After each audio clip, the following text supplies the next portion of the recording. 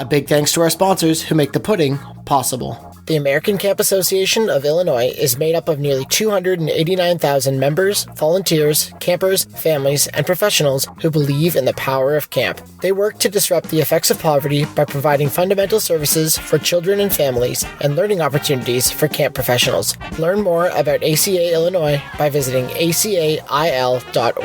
You know the impact you want to make in a child's life, but figuring out the day-to-day details can be overwhelming. Let Camptivities help you make that impact by streamlining the creation of your camp activity schedules. Schedule a demo at camptivities.com. Welcome to the pudding. The sweet proof of research to back up what you already know about summer camp. Hi, I'm Dr. Mandi Baker. My pronouns are she, her. And I'm Travis Allison, he, him. And today we're going to explore the benefits of a camp experience for everybody. I was going to say for a child, Mandy, but we're not. We're talking about the benefits of camp in general. We're talking big picture. Yeah. So, Mandy, what are the benefits of going to camp? There's so many lovely benefits to going to camp. And I think one of the greatest ones is the really foundational of being in the environment, being in the natural environment that's available for being in camp spaces. So just a real quick one is to recognize that our bodies receive passively a benefit by being around nature, all the things that are outside. It doesn't have to be far away from anyone's front door or back door, or whichever door gets you outside. But being in trees and rocks and earth and that kind of stuff helps us really calm down what is known as the parasympathetic nervous system. So that the parasympathetic nervous system helps us process stimulus in our environment, often called stress, whether good stress or bad stress, and tells our body to prepare to fight, flight, or freeze. So to deal with that stimulus or that stress in a particular way. And we live in a time where that real animal, caveman-y person type approach doesn't make a lot of sense, but yet we still have that very much inbuilt system, the amygdala, that says, okay, I need to run away or I need to fight back on this thing. So an email, for example, can trigger that kind of stress response that makes you want to fight, flight, or freeze. And we really need to consciously use our frontal cortex to tell ourselves to settle the heck down and be calm and recognize that we're actually safe and that we can process these problems well. But the problem is that the add up during a day of stressors that come in leaves our body tense and full of hormones that makes us want to, either makes us totally exhausted. Well, it will. And it's not an either. It will make you totally exhausted, but also quite jittery and edgy. And there's certainly a bunch of research that talks about the effects of missing nature in terms of staying edgy or anxious on edge. So being able to get out into nature has an incredibly calming effect. So there's great research that talks to us about the reduction of anxiety, the reduction of low mood or depression, but also, getting rid of low mood and depression, but also about rumination. You know that loopy thing that your brain does that it just keeps going back to try to usually it's about trying to solve a problem or deal with an anxiety. Yeah. Actually just being out with some trees, a bit of water sometimes, some rocks, some dirt, it helps reduce rumination as well. So there's incredible benefits for just getting outside. Yeah. The cool thing is camps are often, especially overnight camps, provide a nature environment. Day camps, city camps, and the like also still present natural environments, even if they're a park or just stepping outside of the building.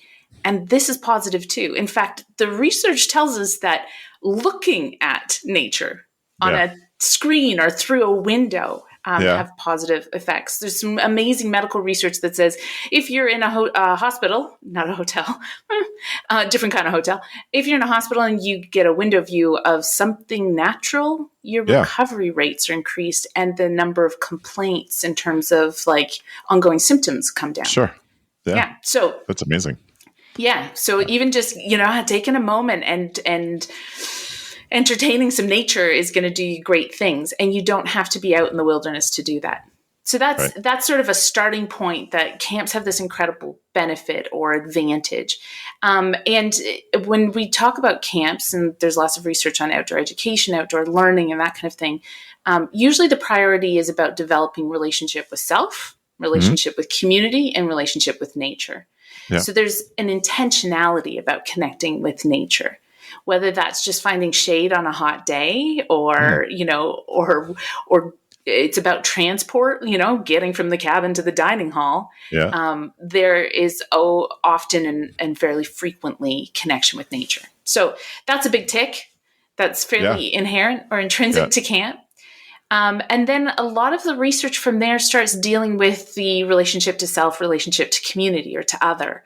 And that's where we see a lot of the psychosocial development benefits, interpersonal skill or ability improvements. And also we talk a lot about personal development. So how a person comes to understand who they are, their sense of self. Some of the big categories include things like learning and educational values, community development, like I said. And let's talk briefly, too, about social capital as being a big part of camp. Right. That's a great idea. One other thing before we change direction and talk about the social stuff, Mandi, Beth and I saw someone from the Australian Camps Association present at the International Camping Federation, and they talked a lot about their studies about kids being in nature. That I want camp people to really understand that this study revealed that that the last time, so because kids go to outdoor ed because of school, less than there's a summer camp. Yeah. Which is lots of stuff you and I can explain, but we don't need to. They found that kids, the last time a lot of those children had run anywhere was 360 days before when they were at camp. And so children hadn't run. So they had noticed that the accidents spike at the beginning and then go back down because kids aren't used to jumping, running, anything other than walking to the bus. And that was fascinating to me. And the other physiological effect was that they really hadn't spent time in nature. Like, I get it, walking to school is exactly what you're saying, does provide some of that, but it had been 360 days since they had looked at green stuff thoughtfully or intentionally. Yeah, I think that's part of the catch. There's, I was recently reading some stuff because I did a week's lecture on technology in the outdoors and does it help or hinder? It's contentious and it's a debate that I think will continue to carry on. It's an unavoidable debate because of the constant evolution of technologies and how they can assist with learning and assist with supporting relationships with, for example, nature. I mean, lots of kids learn lots of facts by Googling them. My kids will ask all the time, can I look this up? I want to know what this sea creature is about. Well, this is a sea creature I'll probably never see with my eyes. But definitely you want to learn more about nature. Let's do it. So we rely on technology. But that idea that being intentional or thoughtful is really, really important. And I know that's not news to you. I know this is something that if there was a soapbox, you would firmly stand on and preach for. The intentionality makes a very, very big difference. In fact, we should talk about the intentionality of the research itself. When benefit research is being conducted, the intention is to find out about benefits. And so they do. And sometimes benefit research, because there's so much of that and so little of anything else in the camp research world, it fails to recognize that there's lots and lots more things to look at and think about and be curious about in terms of the camp experience. So benefit research is brilliant and important, and I don't expect we'll ever stop doing it. But there's more than just camp benefit research. What we did touch on there, though, for a second is that idea of the relationship and that kids don't necessarily have a lot of intentional or guided focus towards building a relationship with nature and natural places. That it's more of a sort of like a landscape you move through rather than a relationship you hold. Right. And there's amazing research, a lot more of it happening in the outdoor education world, in geography and planning, some of it in child and youth development spaces, but about the idea specifically that we live in an ecology, we live in a relationship with nature. And nature, therefore, becomes, if you can treat it like a relationship, a child, a son, a daughter, a parent, an auntie. Like, if you start thinking about natural places as being on the same level as people relationships, it shifts the way that we relate to the story that we tell and what we can actually engender or socialize into children and youth in terms of the care they provide. You know, when you truly care about a person, there's a lot more to that relationship than a landscape you move through. So camp has a very, very big part to play. There's also some really fascinating research, and I know I'm all over the joint in terms of research. I get too excited talking to you, Travis, about physical literacy. And that idea of being able to coordinate all the bits of your body to do the things, to do all the things. Yeah. And when children play, when they run and they fall and they get scrapes and, like you said, that peak before they get there, oh yeah, this is how my legs work on rocky terrain. Oh yeah, this is how my body sits in a boat without flipping it. That's called, or sometimes termed, physical literacy. And I remember being at a conference, this might have been a decade ago, and they were talking about risky play, about the idea of play that actually causes injury, that has the risks, that there's a real potential is held in it. And it was two different speakers. They were both out of New Zealand, and there are contexts for why risky play is easier to do in a place like New Zealand because of national insurance scheme. There's one national insurance scheme. So it means people are covered. Like health insurance, you mean? Yeah, but like it covers injury and illness and all the things. That's why New Zealand's one of the few places where you can do tons and tons of bungee jumping. It's because if you have an injury or some kind of issue come up, you apply to a singular insurance scheme. Therefore, there's consistency in terms of its how it's delegated out. And so there was some space there's that litigation fear is somewhat removed. And so you can do a little bit more risky, perceptively risky things. And so they were developing these playgrounds where kids had boards and nails and hammers and old tires and it was not a flat surface and there was tons of trees and branches were everywhere, and the kids would get together, totally unstructured, in terms of what kind of play they took up, and they built stuff and they made stuff and they took risks together. And what they found is that the more kids do risky play, the better their physical literacy, the better their perceptions of space, the less injuries they actually had, because they understood where the limits were. And it was internalized, not just in their mind, but in their bodies, like their fibers, their muscle fibers could remember that risk and that fall. So, I mean, these are some of the things that camps can provide and need to be very clever about providing. I recognize that insurance is always a challenge. I heard some murmurings that more and more insurance companies are raising their premiums or withdrawing from supporting camps or covering camps. If that's you in your camp at the moment, can I point you to another Australian interesting resource? It's called the Uploads Project. It was a research project initially. Now there's a bit more public interaction with it, where people would, from any outdoor education site across the country, could upload an incident report of an incident that went on. And this research center was analyzing risk and then reporting risk, so that instead of this idea of camps are risky, it statistically showed just how unrisky they really are. And although this fact is very Australian, the risks were far higher for playing cricket on a Saturday by getting bopped in the head by a cricket ball. And that's like a hard ball. That's like a hard baseball. Way, way, way more risky to do grassroots kind of, community level cricket on a Saturday than going to camp. Camps actually control a lot of that environment. It's the perception of risk that they make happen rather than real actual risk being present. And so that let places like Australia argue with insurance to say, actually, we're not that risky. And you'll insure cricket because it's considered a national institution, but you're, withdrawing from us. Well, let's show you the statistics. We're far more safe. And that was a really, really big turning point in terms of benefit, how outdoor education centers got to continue. Right on. Scheduling affects every camper and every staff member's summer. It's easy to make mistakes and it takes a ton of time. Bottom line, scheduling is hard, but it doesn't have to be. Let Camptivities help you create a balanced and engaging schedule without the mistakes and without those long days and late nights. Here's what Camptivities has to offer: auto scheduling, camper scheduling, group scheduling, elective scheduling, manual adjustments, over 50 different reports, tons of customizable settings, and so much more. If you're looking for a better way to schedule this summer, they would love to show you the next big thing in camp. Visit camptivities.com to set up a time to chat. Let Camptivities help you get away from your desk and back out to camp.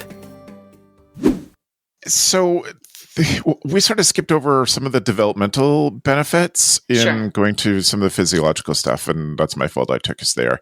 What are some of the things that, because the purpose of this podcast is for camp people to be able to talk to their families, to potential donors, etc. Now we were adding insurance companies to that list. Why not? What are some of the developmental benefits that have been proven at camps? Yeah.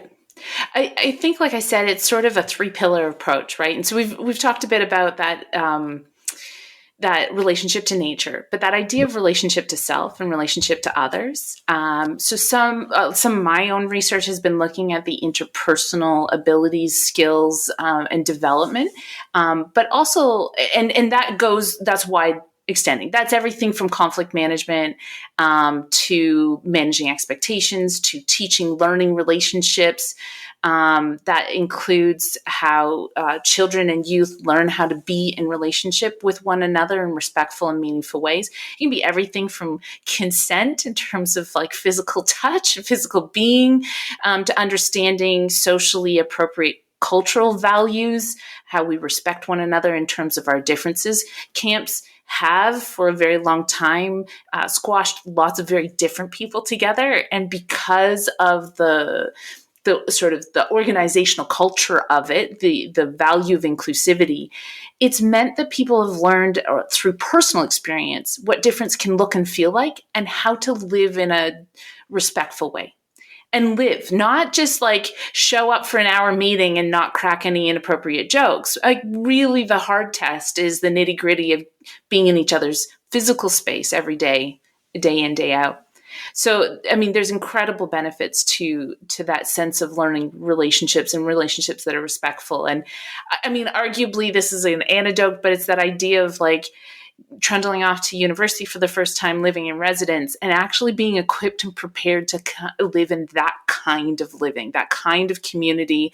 You know, it's down to the details of the phone rang, I took a message, it's on your whiteboard, versus the phone rang, I blew them off, I couldn't tell you who called. You know, like that kind of like respectful responsibility for what it means to share living space.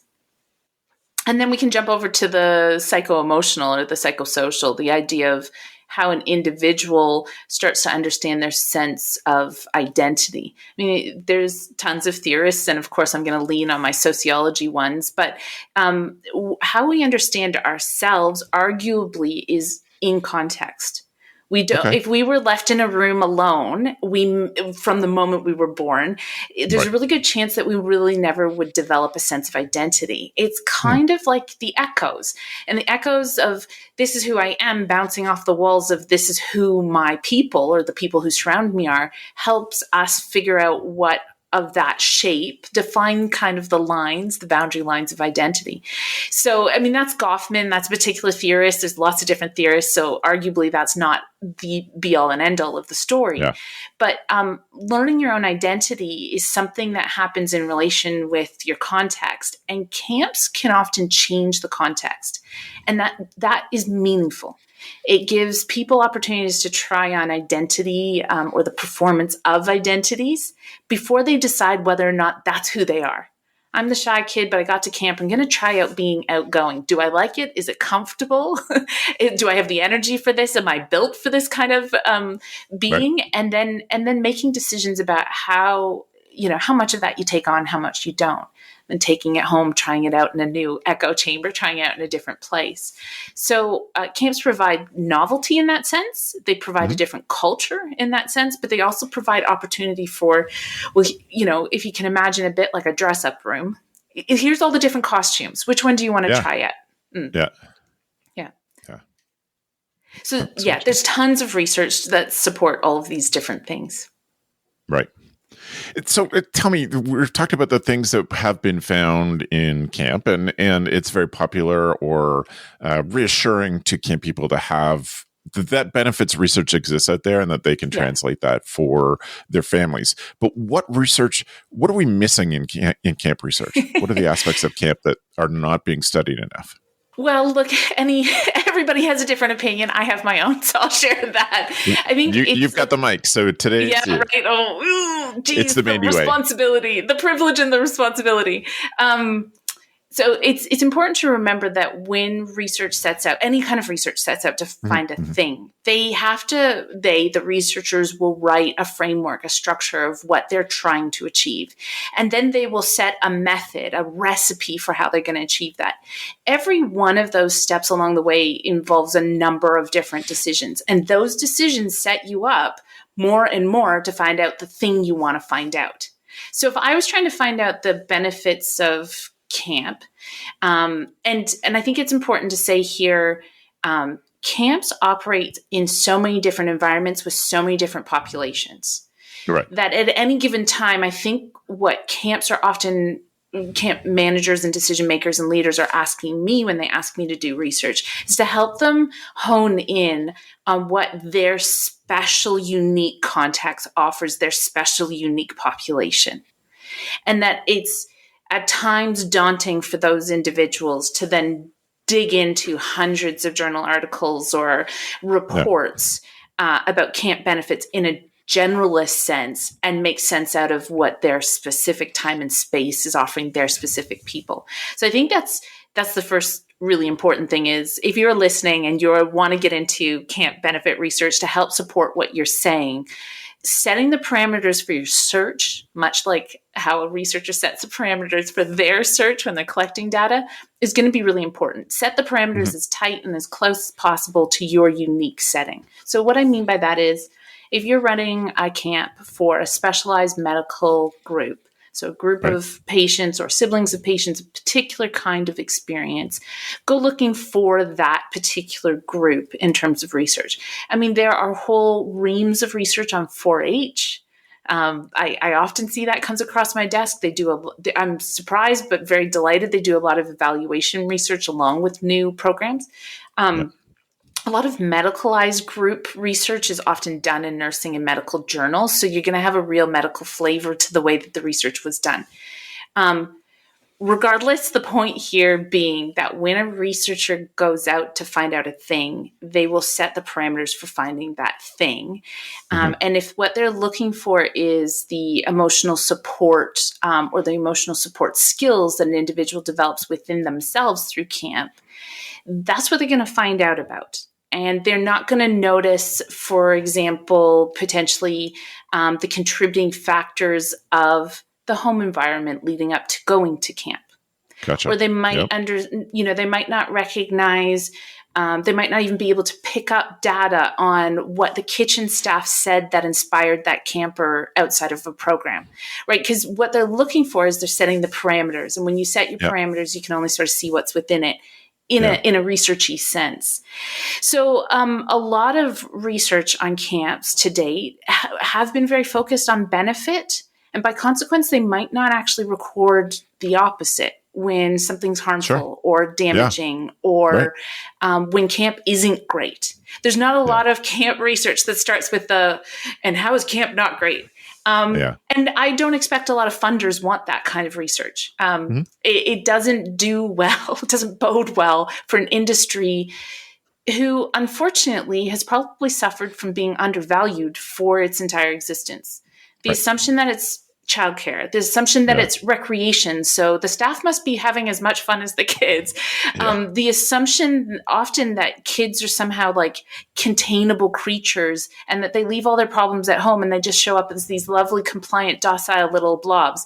So there's an undervalue and underestimation of the degree of social, mental, physical support that is given to children, that children would even need it. You talk to any teacher, they'll tell you about this stuff. It happens all the time. And so it tends to be a very undervalued kind of industry. So a lot of research effort has been to provide support, evidence, its value. And there hasn't been a lot of space for what are we getting wrong. Right. The challenge about or the bonus, the benefit of what are we getting wrong research is when you can see what you're getting wrong, you can also see what you're getting right. Right. They're not separate entities. They're part of the same thing. So it's kind of like looking at a picture and what's in the foreground, what's in the background. Yeah. You couldn't see what was in the foreground if you weren't aware of the background. The two will always, it's a relationship within context. So there's not a lot of research looking at some of the hard and tough conversations and aspects about camp. As an example, we know that this idea of breaking free of old assumptions of heteronormativity, so the idea that girls and boys, men and women will always look for the opposite sex as a desirable romantic partner, and that by consequence, we set up camps to keep them separate, so no dodginess is happening. That model doesn't work for a portion of our population. And that portion of the population is understood better and heard more than it ever has before. And yet camps go, I don't know what to do with this problem. Right. And so I can understand feeling overwhelmed and paralyzed by the idea, especially because this one comes as far as infrastructure. The buildings don't make sense anymore. Right. How we've built camps don't necessarily make sense for this new kind of need to be inclusive. And yet that's the contradiction. Camps have been a wildly inclusive space and have shouted from the rooftops about its culture of belonging. And yet our buildings send a message that says, but you and you don't belong. And I don't know what to do with you. When we say, I don't know what to do with this problem, that message can sound like, I don't know what to do with you. So that's a perfect example of our history in camps going on without any kind of critical conversation. And then probably in the last 5 to 10 years, that critical conversation is coming up to the surface, and we still haven't, to some degree, turned back on ourselves and gone, okay, we've got a history that kind of painted us in a corner. How do we unpick this and make good sense for now and the future? So that's an example. Yeah, that's great. Give yourself a huge helping hand this summer with Michael Branwine's 5 Fingers of Fantastic Staff Training. Without the need to travel and from the comfort of your home or office, you can gain control of your staff training prep through his interactive and engaging online seminar. Michael's annual Brandwine on Training, the step-by-step system for planning and presenting your best staff training ever, isn't a boring webinar. Michael uses the same techniques and tools from his in-person trainings, but in a virtual space, bringing folks together from around the world. Join Michael in ACA, Illinois this March 26th and 27th. Learn more about this and other Michael Brandwine seminars with ACA, Illinois at acail.org/Michael Brandwine. And don't delay, early bird rates end February 1st. So, Mandi, if people are looking, they're interested, you have inspired them to be more interested in camp research.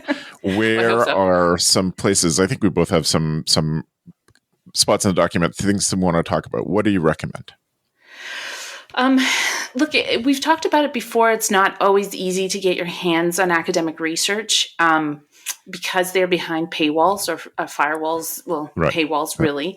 I've spoken before about open access journals like the Journal of Youth Development, but there's also some workarounds. So I think I might have mentioned this before, but if not, here it is. Google Scholar. So Google Scholar is a Google search engine, but it searches all academic journals that it can find. It won't give you access, but it should give you the abstract. And then if you read it, which is about a paragraph, 200 words long, if you read that and you think, I love this, you can email the author directly and they can send you a preprint. So if they say to you, I don't have copyright, you can ask for something called a preprint, which is the copy before the publisher accepted it. So it might have a few grammatical errors, or they might have deleted something or added something new. It would usually be very, very minor, but you can ask for that very, very kindly. The other workaround is things like academia.com or researchgate.com. This is where researchers, usually this is meant for networking amongst ourselves. But so you kind of get pushed to sign up. You don't have to publish anything to be signed up, but to sign up, you can then often authors will just attach their preprints to their profile. So you can go in there and you can find them, but there's also official requesting mechanisms in those different sites. So those are a couple options. Yep. There was a very, very big study published by the American Camps Association. It's called the National Camps Impact Study. It spans from 2017 to 2022, which is as recent as you can get your hands on any kind of reporting in North America that I know of. Unfortunately, Canada has not been able to keep up pace with this. And this has to do with how the governing organizations have organized themselves or stumbled and had their moments in the last whatever decade. But hopefully we're steadily trying to amass Canadian research together so that there would be a sort of an entity that could also be a hub of communication. And with that, by the way, the American Camps Association has a research and evaluation council. I sit on that council. The people who sit on that council are just, like, I could fangirl about them. They're just so freaking amazing. So also something to look out for is the work that comes out of the research department at ACA. They're doing a lot of amazing projects at the moment, as well as that council in terms of contacts and researchers. How about you? Where would you go looking? Well, there definitely is, although it's true the Canadian Camps Association hasn't been able to pull together just the way camps are organized in our country is much different than being organized under one national organization. But there is stuff on the CCA website, the Canadian Camps Association website. That's a great one. Also, recently I have met and really enjoyed speaking with Jake Sorensen from sacredplaygrounds.com. And Jake and his team are doing a lot of really cool stuff on faith development, definitely very Christian focused faith development. But I have an answer to that too in my next one. But I've been talking to Jake. Their research is really interesting. How camp affects the lives, particularly in their case of Christian children. The answer to that in one way is that there are some big organizations that are supporting research in Jewish camp world. So certainly the Foundation for Jewish Camps is one, and they have a page called Campopedia, which is their hub for research. The other one is jcamp180.org. And they're also funding some research and pulling some research together. It's not their primary focus, but there's interesting stuff in there that you can find. And so both of those, I think, so those three things are ones that aren't specifically academic ones, but bigger organizations thinking, how do we talk about camp? Which is why Mandi and I are doing what we're doing. Yeah, for sure. Yeah, that's great. Is there anything you want to say, Mandi, to inspire people to explore the benefits of camp based on what people are writing or studying?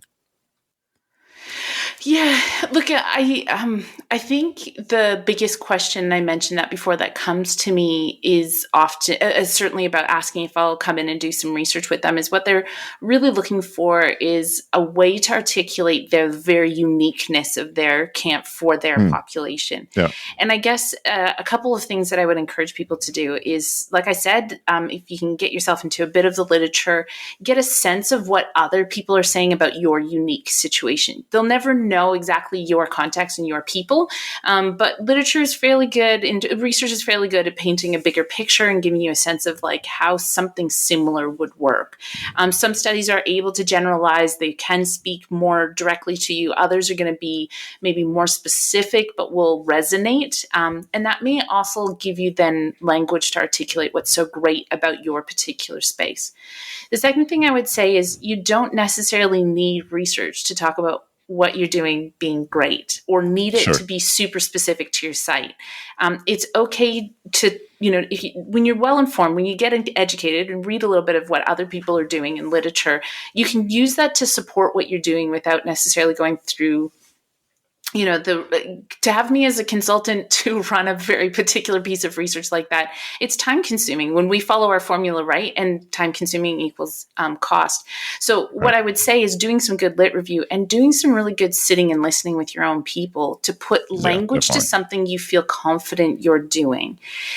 Then what I would say is that's when something like evaluation research makes a lot of sense, like running a focus group of your own, or running an evaluation piece of research of your own. And that's when I would say that's when you spend the money for someone like me to double check that your research design is going to produce the thing you were looking for, rather than having me trying to run an entire study, unless we're doing this under a granting kind of situation for federal granting.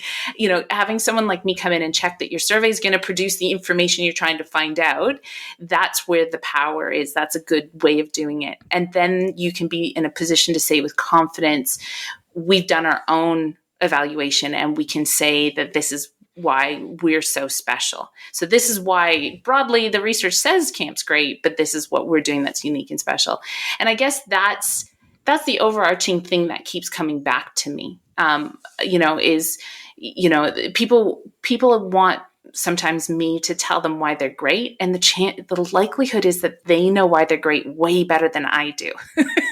It's what they want is credibility and legitimacy, which I totally wholeheartedly agree, of having employed a process that can stand up as being worthy and credible, and have some robustness against any kind of criticisms that come.